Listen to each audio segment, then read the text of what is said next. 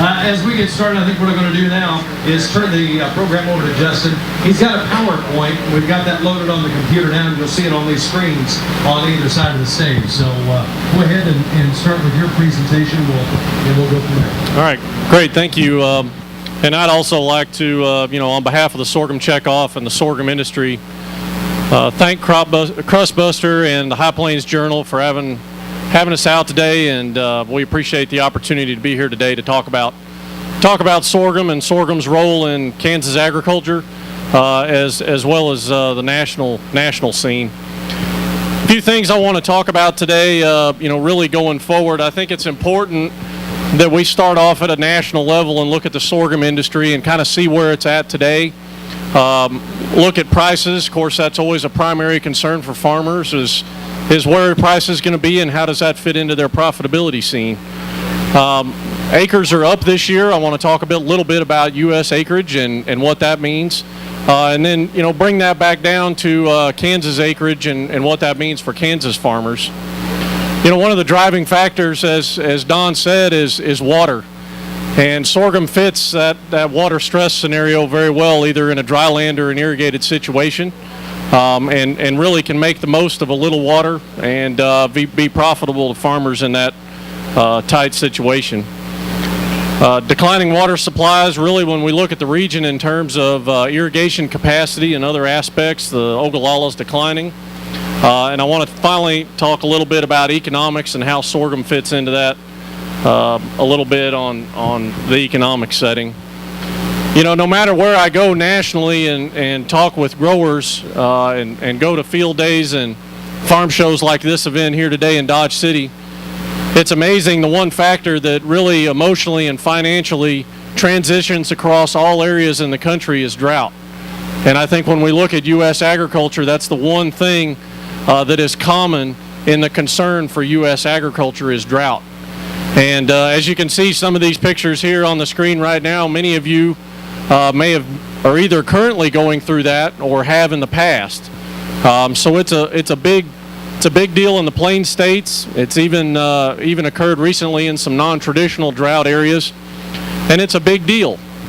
And I think a lot of times that gets us down in agriculture. We kind of forget all of the good things that are going on in agriculture when these situations happen. I think one of the things that I want to encourage you here in Kansas is that I live in Lubbock, and things can always get worse.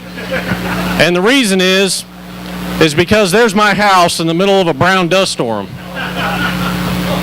And, when you look at a wheat sorghum fallow situation, using some Crustbuster equipment, you generally avoid this type of situation. That's the goal of no-till. But we still reach down in Lubbock and we try to pull something good out of that, and this is usually what we say. Well, it's a dry heat and the people are nice. It could be worse. So, I think, really when we look at sorghum and how it fits into no-till operations around the country, these are the type of projects and the type of goals that I think we can have for that type of farming system to make a difference in the U.S. and in sorghum, in saving that moisture and tying that land up with the stubble and being a profitable option for farmers. When we look nationally at grain, I think it's important to not only talk about grain sorghum pricing nationally, but also talk about all commodities nationally. And really the U.S. is in a very interesting position right now when we look at planted acreage. And this graph may be a little bit fuzzy and hard for some of you to see. I apologize for that. But I think the takeaway point is that, we typically think of commodity acres in terms of the national level as being all up right now. Corn acres are up. We're going into one of the largest corn plantings in the history of the U.S. Soybean acres are up. And really all commodities are up, and I believe this chart goes all the way back to 1929. So it kind of gives you a perspective of the total planted acres in the U.S. and what that's going to mean for crop production. When we specifically break out sorghum, this is last year's Farm Service Agency data looking at sorghum acres by county across the U.S. This is just like a weather map with radar on it, which some of y'all in this drought-stricken area may have forgot what that looks like, but basically the dark colors are more intense areas of sorghum production and the light colors are less. And you can really see, Kansas really comes in strong in that area in terms of the amount of sorghum production nationally. Traditionally, Texas and Kansas have flip-flopped in terms of leading the nation in the number of acres of sorghum. But you can really see the stronghold in the plains and the value that sorghum brings to Kansas farmers as well as other spots across the nation. Most recent planting projections came out from USDA, and those numbers might be a little small for you, but the take-home message there is that acres are up from last year, nearly 1 million acres nationally. That was actually a little bit higher on the previous projection. It was about 1.5 million acres. This most recent one, they lowered it as some acres in Texas primarily shifted back to some other commodities on that previous projection. When we look at Kansas, last year we had about 2.5 million acres in the state. This year that's up 300,000 acres to 2.8 million. And much of that is in response to the drought. Drought is a real awakening call for many people in agriculture. And when you look at, the opportunities that sorghum brings in a water-stressed environment, whether in a dry land situation or an irrigated situation, I think just the increase in acres right there show that sorghum serves a role in that setting.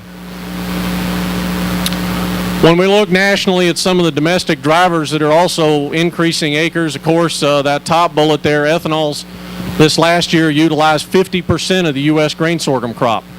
It's currently using about 40% of the U.S. corn crop. Most years on average, ethanol consumes about 40% of the grain sorghum crop in the U.S. So it is by far one of the largest market players we have in the sorghum industry. If any of you are familiar with the cattle feeding industry and you go back 50 years and look at the establishment of cattle feeding operations in the tri-state area and the Texas Panhandle, you'll know that it was actually founded on the basis of feeding sorghum in the 60s. That has since transitioned over, and nutritionists are now feeding different components into their rations. But we recently see an opportunity for sorghum to come back in on the non-ruminant feeding operations. Poultry and swine are increasing their demand. Of course, drought's still a big deal. Crop rotation, as Don indicated in his opening remarks, crop rotation with sorghum in that mix is always a good play. And then, of course, we've got some growing markets on the niche side. My background's in economics, folks, so I continually get asked questions about the economy, about crop prices, where's corn price going to be, where's soybean this. You name it, I get asked questions about commodity prices. And I think the one thing an economist is always really good at doing is saying, well, it depends. And I think that's where we're at right now, is we really don't know. Here's some quotes I've heard from around the nation from various folks in the grain industry recently. $5 a bushel is a good bet, but it probably got a dollar swing either way. All depends on the corn crop, 97 million acres. We went into a late planting, and that crop's still trying to catch up from a drought hangover in the Midwest. And it doesn't really matter who you talk to in the grain industry, they always tell you, well, I'll know more in 45 days. Well, they said that 45 days ago. So, that's kind of one of those deals as we kind of have to wait and see. I think from a national and international perspective, that last bullet's probably one of the most important. And that is that we really can't forget about China and Brazil, because the U.S. is no longer the only player in the grain market in the U.S., both in sorghum and other commodities. So USDA's recent market report for Kansas grain prices, you can see they're holding strong there throughout much of Kansas at about $6 a bushel. That's still pretty high. Obviously, that's old crop. Once new crop comes in, that's probably going to go down. So what about basis? As you know, there's not enough liquidity in the market for sorghum to be a board commodity.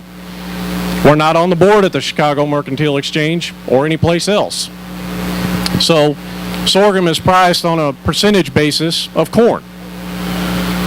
And growers around the nation always say, well, I'd grow more sorghum if the basis would just get a little tighter. And from a straight economic standpoint, I always look at it strictly from a profit standpoint. There could literally be, sorghum could be worth half of what corn is worth, but if you make more money growing sorghum, you ought to be growing sorghum. So I encourage growers to go down to that bottom line and really focus on that as opposed to the basis. Nationally, it ranges from about 85% to greater than 100%. I'll show some value charts on that here in a minute. And it all depends on really where you're at in the nation.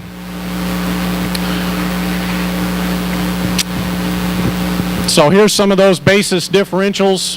If we look across, what is sorghum bringing relative to corn across the nation, you can see that the old standard of sorghum being on a value level of 85% of corn is not necessarily the case. So it's one of those deals that you can see the basis varies from, let's see, I'm trying to look here. In Central Texas, it's actually 102% the value of corn. In northern Missouri, it's 102% the value of corn.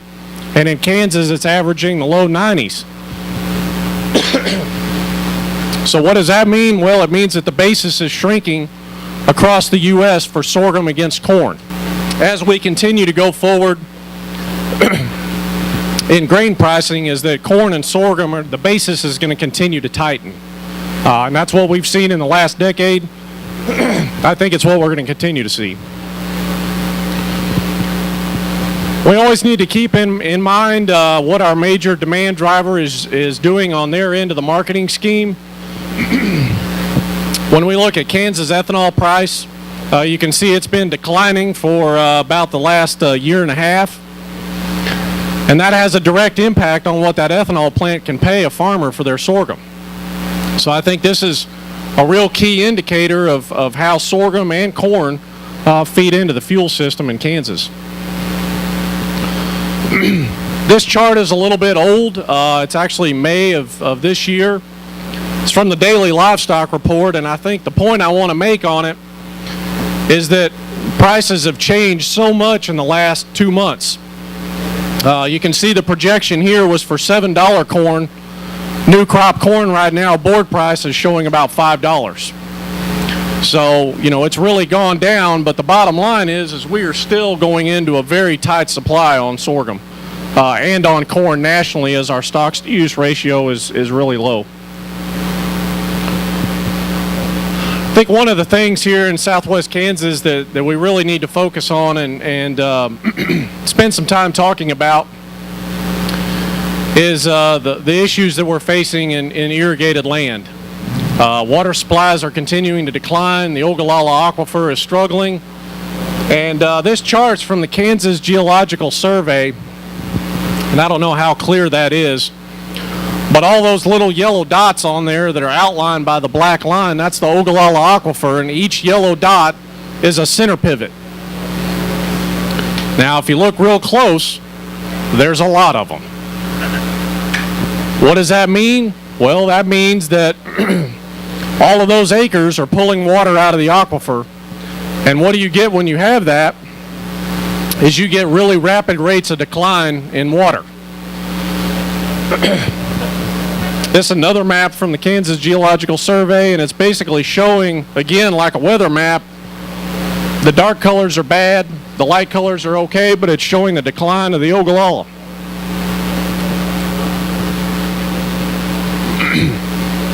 You can see that southwest Kansas there in the intensely irrigated area is running out of water.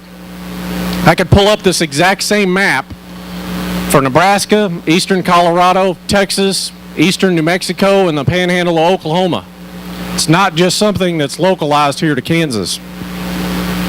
And I think as we continue to go down this decline in the Ogallala, sorghum's going to play a bigger and bigger role as we move away from thirstier crops to sorghum.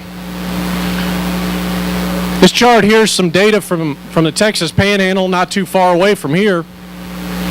It's essentially a 5-year average on water application by crop. And you can see that the little green bar there, sorghum, the average water applied on sorghum down there was 7.7 inches.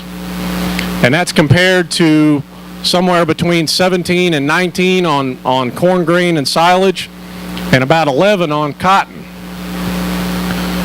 If somebody in here was going to take a guess, this is not, by the way, these are not plots. This is not research plots at some, field station. This is actually a summary over 6 years of about 5,000 acres of farmland in the northern Texas Panhandle. These are real farms, real farmers trying to make a living. Does anybody have a guess on what the yield was on that 7.7 inches on sorghum? 130 is pretty close, 6,500 pounds. So, you're right in that, 130, 140 bushel. So, I think the point there being is that that's a very profitable level for sorghum, and, it really makes a lot out of a little water.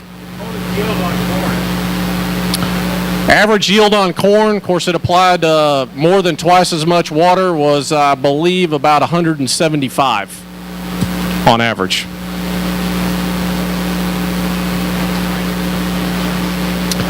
I think one of the other takeaways from this is that, we really have to keep in mind is that not all farmers have the ability to put out 19 inches. And as the Ogallala continues to decline, there's going to be more and more acres that can only put out 7. And when you're down in that area, what are you going to put out? What are you going to plant that's going to be able to keep your farm operating? If we look at Kansas irrigated acres, going back, let's see, how far does this go back? All the way to 1890.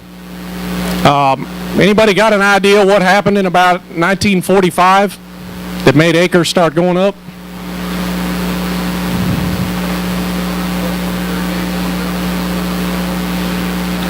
I think he said irrigation wells, but really it's the development of the centrifugal pump. And, acres took off. Again, same chart. All the states over the Ogallala have the same thing. It peaked out at about 3.5 million acres. And that's kind of where we're at today. So water's going to scope the high plains. Bottom line there is that grain sorghum is really going to offer a water sipping alternative, and on a starch-based acre can use less water and be profitable. I think a couple of things on the economics that I think we really need to hit on is the fact that a lot of times sorghum doesn't get the same attention as other crops, either on an irrigated or a dryland situation. And from an economic standpoint, it responds to inputs and management just like any other crop. If it's managed properly, it can be very profitable.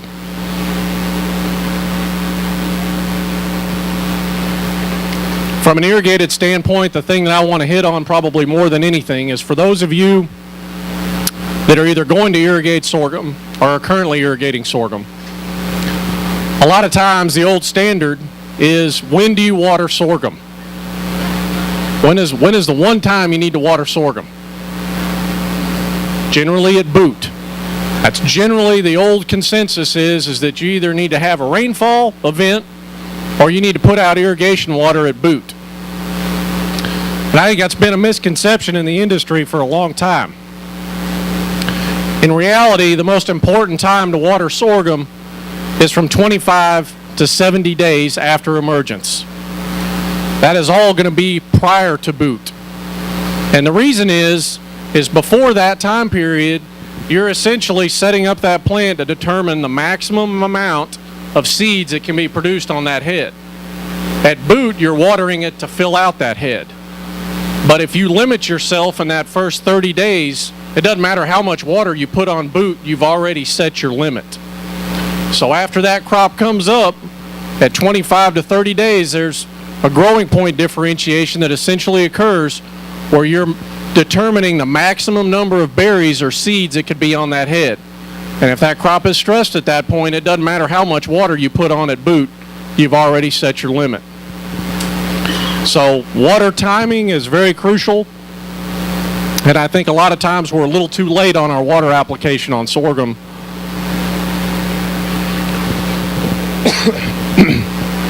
Again, going back to my comment about as we continue to decline in water resources, I think, we're going to move from water application rates down here from 27 to 1 inch. We're going to start moving down this in the Ogallala. We're going to keep losing our ability to put out water. As we do, when we look at a water response function for various crops, and I've got corn and sorghum up here, obviously it's no secret that when you're up in this high water application, we can't compete with corn's yield. We can't make that 250 bushel yield. We can make 150 bushels all day long, but we cannot make 200 or 250 or 300. We know that. The point is that when you get down into this area somewhere between 11 and 15 inches, depending on the region you're in, the water application efficiency on sorghum is going to outdo corn. You're going to make more on that bushel in that lower water level than you will on corn, because it takes so much more water to get corn to a producing stage. And this is going to vary by farm and area, but I think it's the concepts of what I want to point out. That chart's going to directly translate to economics. So again, if your water application is below 13 inches or below 11 inches or somewhere in there, the opportunity for you to make money on sorghum in that early part is going to be potentially more profitable than you would be on another crop. I think it's worth noting that the crop insurance is an issue. We know for farmers wanting to either switch on irrigated corn to irrigated sorghum that it is an issue. Generally, the premiums are higher and the coverage level is less, as reflected on this map right here. And we know that, and we are working at the national level to try to address those issues. The National Association of Sorghum Producers works very hard to try to bring you better crop insurance products. Again, going back to my water timing plug, I'm going to hit it one more time. If you look at pre-plant water only, this is from Tribune, Kansas, 65 bushel yield. If you look at pre plus boot, it goes all the way up to 125. So again, there's a big gain in there on the amount of water application in that first 30 to 60 days of that crop, and you can really make a difference in terms of the productivity of it. So I think my 30 minutes is about up. I was asked to talk 30 minutes, and I think I'm getting pretty close to that. A couple of conclusions there. Irrigated grain sorghum is very profitable at current yield and pricing structure. There's no reason to shy away from it when we get into these water stress situations. Going back to the no-till concept and the other benefits that sorghum brings in a rotation, the stover provides soil stabilization, water holding capacity, and can really be a potential for grazing and baling, particularly as short as we've been in hay over the last couple of years. And the final point here, folks, is this isn't rocket science. I've got a PhD, but there's no reason that this has to be that complicated. Management is the key. Sorghum offers some opportunities in a tough water situation, and we know that as we continue to go forward facing drought issues and struggling water supplies both in Kansas and around the nation, that sorghum fits a role there.